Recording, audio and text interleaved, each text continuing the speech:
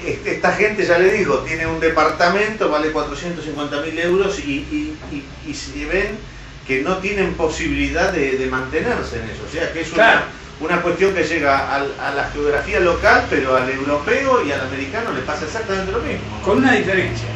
El fenómeno es el mismo. Sí. Pero la diferencia entre este amigo suyo de Europa, en Madrid, o de ser España, y el americano, hay esta diferencia cultural.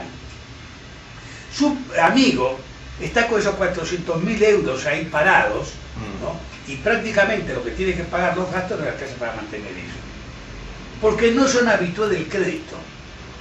En Norteamérica hay una gran cultura del crédito. Y los norteamericanos son veloces como el rayo para eso. Entonces viene la ingeniería financiera. Supongamos que su amigo esté en Norteamérica. Enseguida aparece un broker que dice, pero dígame, ¿cómo tiene 400.000 parado ahí, muertos, debajo de los cimientos? ¿Y qué puede hacer? Saca una hipoteca. Le saca una hipoteca, ¿cierto? Y le van a dar como mínimo, pero siendo bien moderado, muy conservador, $200.000. Le aviso que con la subprime directamente ya le daban, si la casa valía 100, le daban 100 directamente. Un disparate total. Sobre la base de que la propiedad iba a seguir aumentando. Entonces, vamos al caso inicial, le dan 200, $300.000. Este tiene plata en la mano ahora. Antes tenía un muerto ahí, ¿no? Ahora tiene plata. Entonces su capacidad de consumo aumenta. Ahora va al supermercado, compra el auto, 2 autos, uno para la mujer, otro para el chico, es decir, aumenta la capacidad de consumo. Pero además dueño de un título, el que dio la hipoteca tiene un título, que vale $200.000, que tiene el título de hipoteca, el que prestó, es un banco, supongamos, ese título vale también. Si tengo muerto acá $200.000, es cierto que me dan intereses. Entonces dice, pero ¿cuántos tengo así? Estamos en Norteamérica. Tengo 100 con $200.000. Entonces yo junto estos 100, ahora tengo que multiplicar 100 por $10.000. Esto es un capital. Entonces voy a un fondo de inversión. Escuchen una cosa, yo les presto esto contra el pago de un cierto interés. Esto se lo llama, una palabra que está en boga ahora, que pocos conocen, apalancamiento. Entonces vuelve ahora a tomar como garantía el título de hipoteca que a su vez está garantizado por la propiedad. Entonces el fondo de inversión junta ahora $1 millón apalancados en aquellos remotos títulos de propiedad. Y dice, bueno, ¿y con esto qué hago? En realidad, supongamos a $10 cada uno, tengo $10 millones acá. Voy a otro fondo de inversión ya mayor, que te va a prestar a los que necesitan crédito en Shanghái. Se vea, acá tengo como garantía para los créditos que ustedes piden $10 millones. El esquema más o menos es así. Yo junto 5 personas que me prestan $1 millón cada uno, yo le sumo $1 millón, son $6 millones, y yo busco a alguien que me pague al 5%, yo lo pido, y me pague al 10%. Me gano una diferencia del 5% sobre $5 millones. Entonces le sumo, como soy tan inteligente, entonces si estoy ganando en la compañía que estoy haciendo esto, gana $200 millones por año, el fondo de inversión, yo escúcheme, yo hago esto, pero ¿sabe el pico de todo lo que tengo? Los clientes, la cartera que tengo, así que de 200.000, 100.000 kilos para mí. Entonces otros brokers que aparecen ganan $140 millones, $500 millones, un disparate, porque van participando en esta ingeniería financiera. Ahora, todo está soportado por aquel sobrino, amigo suyo, que tenía una casa que costaba $400.000 y sirvió de apalancamiento a toda esta ingeniería financiera. Roguemos que su sobrino o su amigo pueda pagar la hipoteca, pero realmente no la va a poder pagar, porque como él y todos los demás que sacaron plata con la hipoteca incrementaron el circulante, y por lo tanto aumentó el valor de la propiedad, la actividad económica en general, y por tanto también aumentó el valor de la tierra. Entonces por ahí no puede pagar la cuota, no puede pagar el interés, y se cae él, y toda esta ingeniosa ingeniería se cae con un mazo de naipes. Entonces lo que quiere hacer Norteamérica ahora, la propuesta de Bush, es que con $700.000 millones bancar a todos estos banqueros. ¿De dónde va a sacar la plata? De los impuestos. Por eso que la gente sale a la calle. De los impuestos quizás no en principio, de imprimir, supongo. Bueno, yo digo, pensando de que son gente honrada, ¿no es cierto? Lo que usted dice es cierto. En definitiva, Gutenberg ya lo salvó en la guerra de independencia, lo va a salvar de nuevo ahora. Pero en verdad podemos pensar honestamente que va a decir los impuestos. Pero si dice los impuestos, le va a sacar a los contribuyentes. Por eso que andan con los cartelones, los yanquis, claro. No queremos esta ley. Y si es como usted dice, que emiten, si imitan también le saca a los contribuyentes. Porque el otro que tenía $100 para comprar en el supermercado, ahora con los $100 compra la mitad. Exactamente. De eso conocemos bastante nosotros. Nosotros conocemos bien. Es decir, es una explicación un poco ripiosa, si usted quiera, que yo he dado, pero creo que merece esa aclaración, porque está muy vinculado al primer tramo de nuestra exposición. Bueno, y ahí voy. Del sistema de acceso a la tierra. Si el sistema de acceso a la tierra en Estados Unidos fuese otra, no habría tanta especulación sobre la tierra. Por empezar, por empezar, para ser sincero, si Estados Unidos era la primera potencia mundial, es porque su sistema de tenencia de la tierra, con todos sus defectos, es 1000 veces superior a la Argentina y toda Latinoamérica. Toda Latinoamérica. Porque esto empieza con los padres fundadores. Los padres fundadores en 1625 llegaron con el Mayflower, no para especular con tierras. No fue como la corona española que vino a tomar el territorio americano para especular con la tierra. Llámese el Potosí, el oro de los aztecas, lo que fuera. Los padres fundadores llegaron para trabajar, no para especular con tierra. Tomaron ahí las 13 colonias, las tierras que necesitaban. Llega el siglo XIX y no se habían movido de su lugar, después de 3 siglos, de 2 siglos. Pero llegan las corrientes migratorias, porque resulta que después de las 13 colonias, la tierra era libre. Claro, pues llegaba a las 13 colonias, llegaba a Boston, llegaba a Nueva York. Bueno, entre paréntesis, para que la gente tenga una idea, el holandés Souvignan compró la isla de Nueva York por $25. La de Manhattan. La de Manhattan. Imagínense, $25, ¿no? Los indios están locos de la vida, $25 es una fortuna. Ahora, vean lo que le dice a Manhattan, esto muestra todo.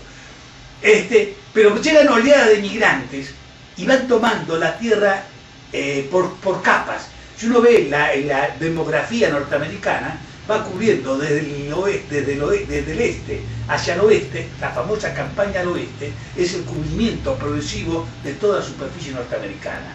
Entonces, ahí digamos, desde ya que hubo especulaciones fabulosas, a cargo de los Morgan, de los Vanderbilt, de los Carnegie, con los ferrocarriles, particularmente. Se quedaban con lonjas, como hicieron acá los ferrocarriles. Bien. Pero con todo, cuando Sarmiento visita Estados Unidos en los 1840, se encuentra con la ley del Homestead, que era esa ley que aparece en las películas, que llegaba un conjunto de migrantes con su carreta de colonos. Entonces el ejército ya tenía loteado un estado completo, hacía un disparo de cañón y entonces cada uno agarraba un lote, más estaba marcado. Sí, pero eran lotes, cada uno era una estancia, por ejemplo. No, 500 acres. 500 acres. 500 acres, 1000 acres. ¿Cuántas hectáreas? Es decir, lo que acá se hizo en Chivilcoy, más o menos 200 hectáreas.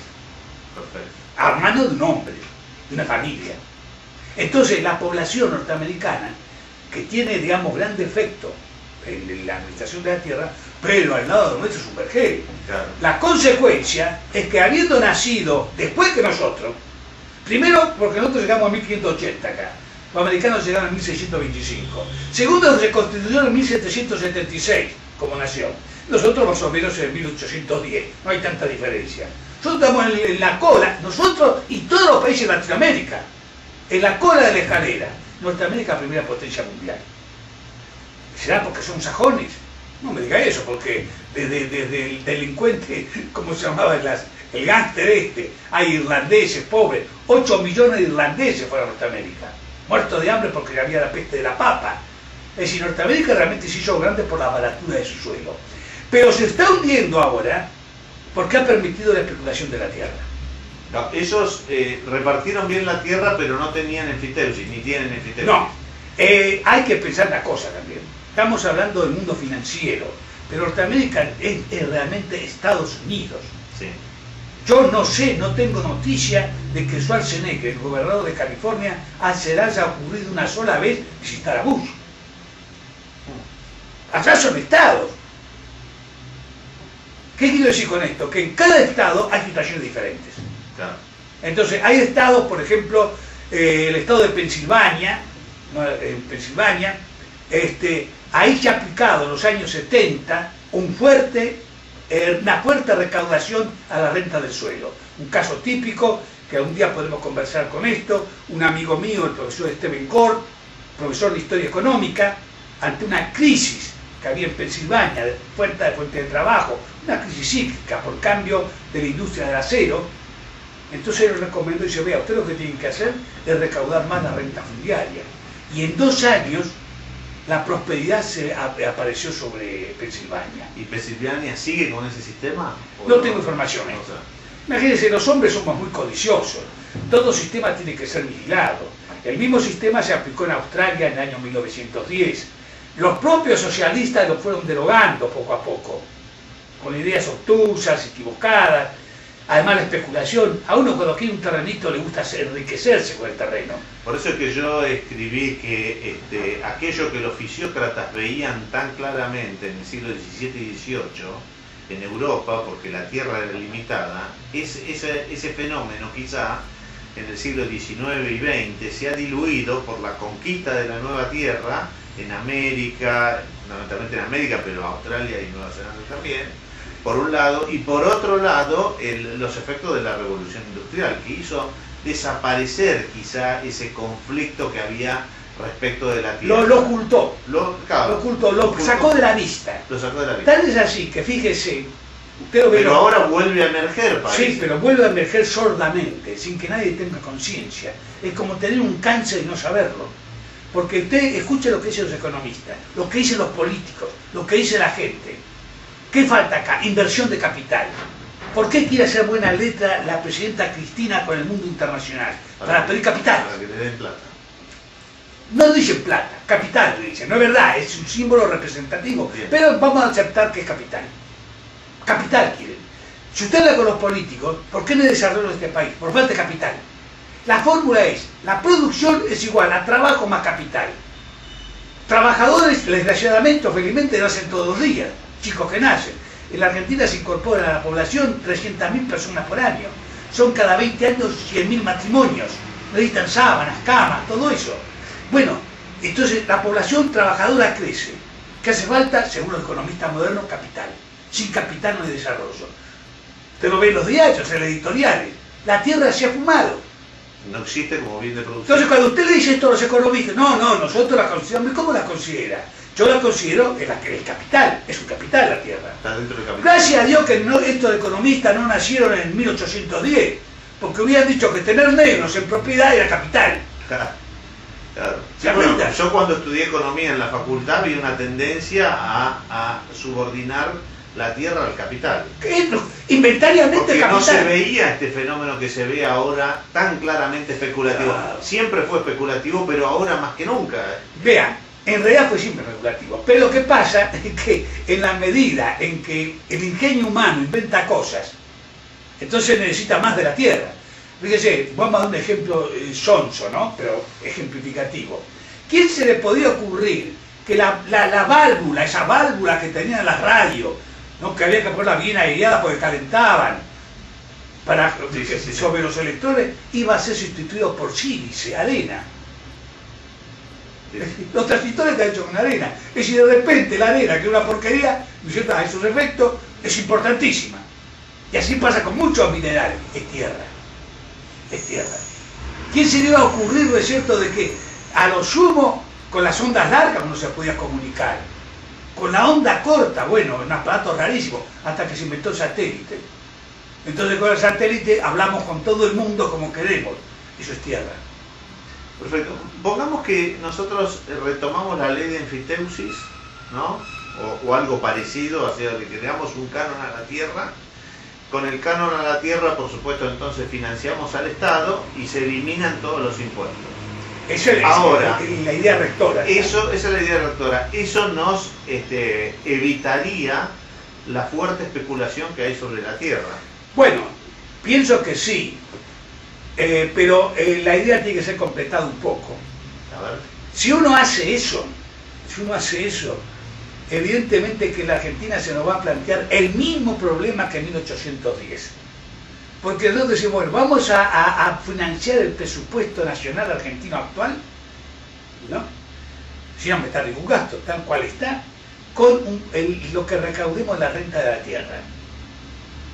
Y yo creo que sacando la capital, los alrededores de Buenos Aires, las grandes ciudades, el resto de la tierra en la Argentina es baratísima. Es decir, ¿cuánto va a valer la tierra de La Rioja? Salvo la minera. La tierra de Santiago, la tierra de la Patagonia, con 0,5 habitantes por kilómetro cuadrado. Bueno, la tierra en la Patagonia, en la medida Quiere decir que se nos plantearía el mismo problema que en la Revolución de Mayo. ¿Cómo puede aumentar el valor de esta tierra para que nosotros tenemos más ingresos del Estado? Hay que traer más gente. Hay que traer más gente. Ahora, o sea, para este fíjese, sistema, la Argentina es un país sobrepoblado porque sobran 10 millones de habitantes. Escúchame, pero no en la Argentina. No en la Argentina. No, en Brasil no, hay sin tierra también. Pero claro, el ¿qué son país que esas es una regiones? inmensidad total como es de Brasil. Pero mira, la humanidad tan estúpida en este tema se ha vuelto, que yo veo ayer o anteayer que el señor Gordon en Inglaterra va a limitar el crecimiento de la población porque Inglaterra está saturada de gente. Claro que la noticia dice, menos Escocia. Si usted va a Escocia, es peor que ir a Bahía Blanca. No hay nada. Hay unos latifundios fenomenales ahí. Entonces, que en esas condiciones, por supuesto, en Inglaterra ha crecido la población de 60 a 70 millones, el señor Gordon, laborista, socialista, dice, se ha superpoblado, va a estar como los chinos, va a prohibir tener hijos, ¿no es cierto? Y que lleguen más emigrantes. Es realmente un ignorante. Bueno, no sé si es ignorante, lo que pasa es que hay un problema cultural. Hay que explicar a los dueños de la tierra que la tierra no está para que especulen, sino que está para el trabajo y la producción. Y eso ya es un problema distinto. Salimos del problema económico para entrar en el problema político y también el problema cultural. Pero, le digo sinceramente, por eso yo con gusto me presto a estas entrevistas, la solución viene por la educación de este tema. La ciudadanía tiene el conocimiento de este tema, claro, que no lo conoce nadie. Los hombres hacen sus cosas en la medida de sus conocimientos. ¿Cuántos años los europeos no iban hacia América? Hasta que Colón tuvo una idea de que el mundo era redondo, era un conocimiento. No suficiente, pero esa noción le permitió descubrir América, llegar a América. Todo lo hacemos en base al conocimiento. Si ahora tenemos el conocimiento absurdo de que la fuente del trabajo es el capital y no la tierra, esto no tiene solución, ingeniero. Vamos a estar cada día peor, vamos a tener una crisis, nosotros la tenemos cada 5 años. Claro, cada vez va a ser peor, evidentemente. ¿Saben por qué? ¿Para qué se produce la crisis? Para que bajen los valores de la tierra. Claro. ¿No ven que todos los carteles en venta en Estados Unidos se vende, se alquila, se vende, se alquila, se vende, se alquila? Que usted ve los momentos de crisis en Argentina en 2001. Cuando bajaba la propiedad terriblemente. Cuando baja la propiedad, respira la industria. Vuelve a valer el la salario. La industria me refiero al sentido amplio, campo y ciudad. Vuelve a valer el salario. Claro, aumenta el salario, aumenta el beneficio del empresario. O sea, estamos, o cambiamos de sistema o estamos condenados a ir a los tumbos. Totalmente fregados. Es decir, vamos a salir endeudándonos, pidiendo al exterior hasta que nos presten, o pidiendo al interior en esta inflación. Bueno, pero por suerte, evidentemente, nadie nos va a prestar más nada por mucho tiempo, parece. Claro, ahora, dígame una cosa, el sistema que estamos viendo que lo que está pasando en Estados Unidos y en Europa respecto a la propiedad, tiene la misma génesis de lo que está pasando acá. Son distintas expresiones de un mismo problema. Exacto. ¿Qué pasa en Bolivia? Lo que está por pasar en Bolivia o está pasando en Bolivia, esta cuasi guerra civil que se está armando en Bolivia, también tiene el mismo origen. Bueno, yo le quiero ser franco en esto. Sí. Bueno, creo que he sido franco siempre. Por ahí estoy equivocado, pero soy franco.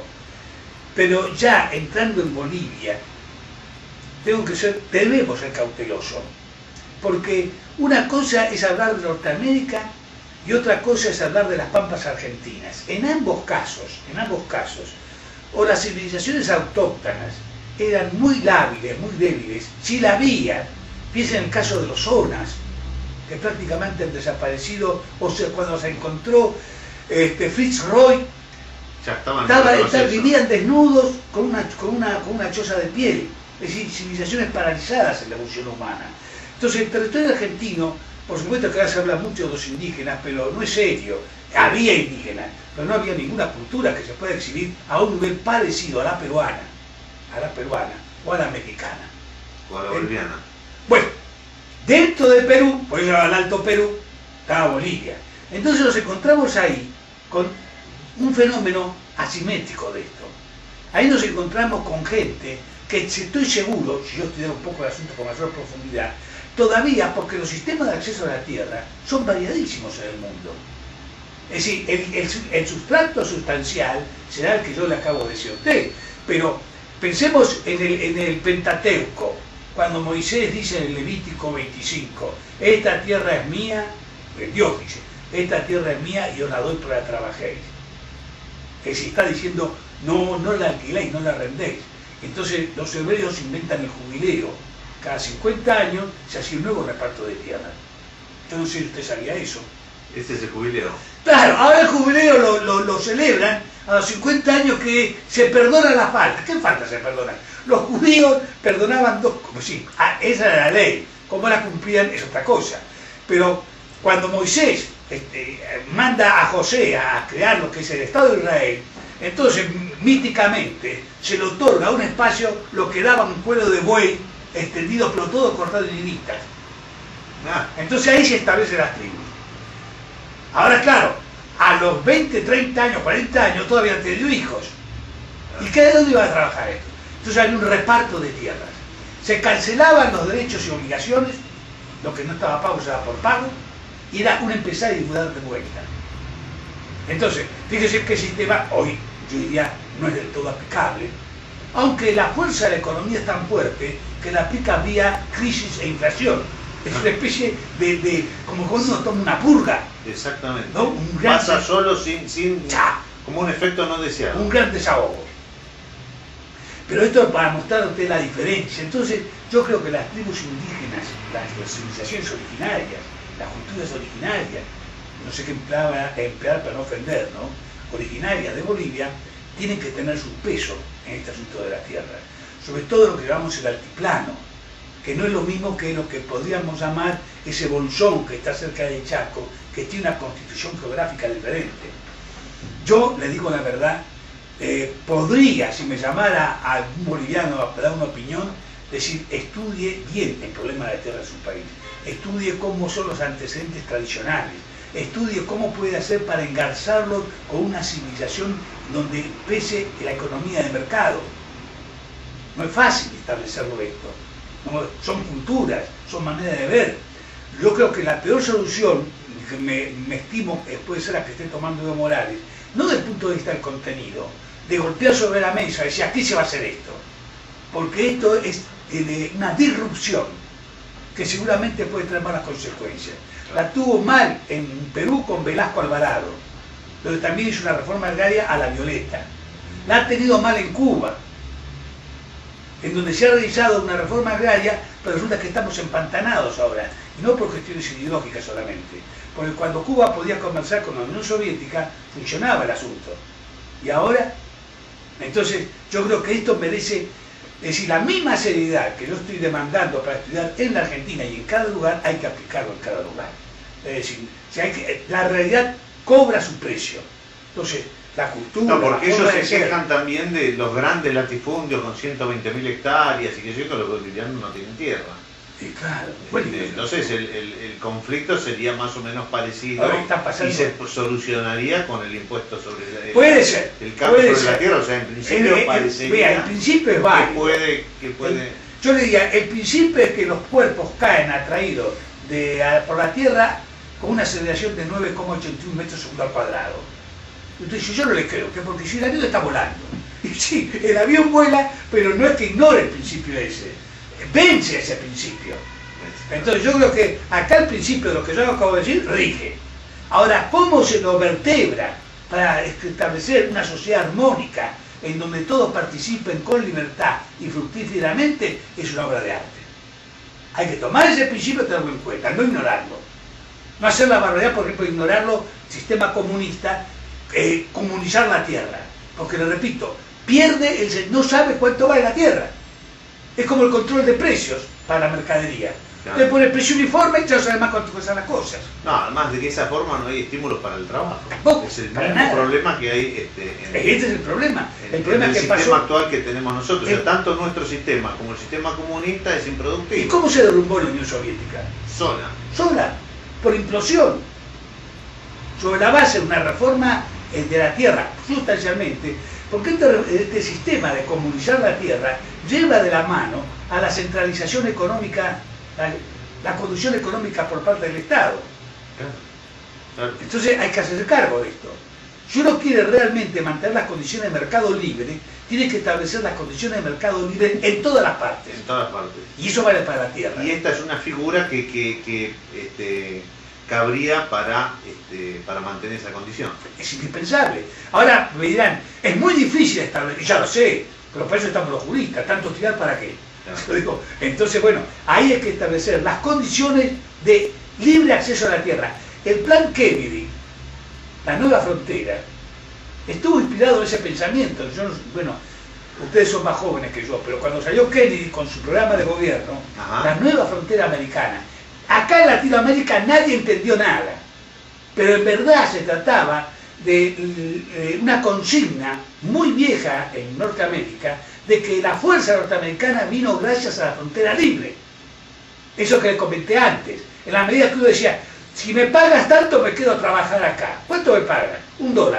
Me voy a la tierra libre, para el trabajo por mi cuenta. Entonces, cuando se ocuparon todas las tierras de Norteamérica, que fue en 1900 aproximadamente, la frontera geográfica se cerró.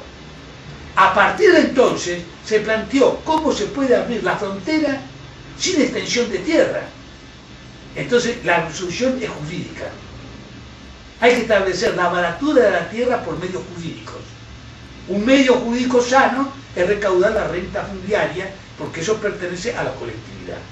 Usted recauda eso y elimina los impuestos tanto en la suma que lo recauda. Un detalle que se me ha pasado por alto, la importancia de la consigna alberdiana, de poblar, gobernar es poblar, porque usted el presupuesto, si se aplica el principio que yo digo, no puede gastar más de lo que recauda por la tierra. Exacto. Ahora, O sea, es un límite al gasto público.